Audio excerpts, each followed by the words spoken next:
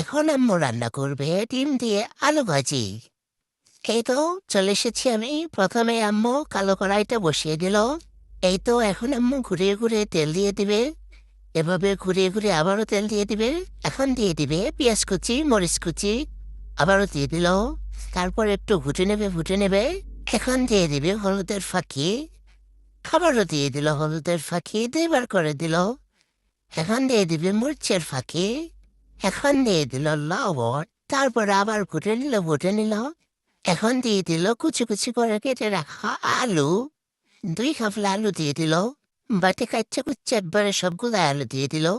এখন সমস্ত মশলাপাতির সাথে আলুগুলো মিশিয়ে নেবে। এভাবে ঘুটে নেবে অনেকক্ষণ ঘুটে নেবে।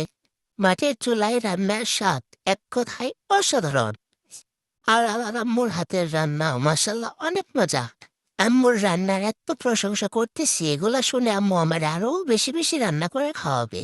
আসলে প্রশংসা না, আসলেই আমার আম্মুর হাতের রান্না অনেক মজা। মাসাল্লাহ অনেক মজা। এই তো এখন ঢাকনা দিয়ে ঢেকে কিছুক্ষণ সিদ্ধ করে নেবে। তারপরে আলুগুলো সিদ্ধ হয়ে গেলে তারপরে ডিম ছেড়ে দেবে। এই তো আলুগুলো সিদ্ধ হয়ে গেছে, এখন ডিম দিয়ে দিল।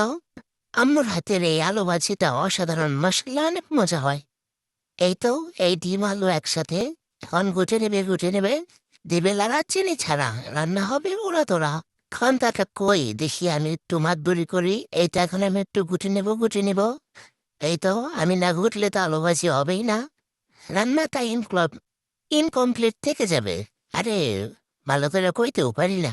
এই তো ডিম দিয়ে আলু ভাজি রান্না করা শেষ। এখন এই স্টিলের বাটিতে নামিয়ে নেবে।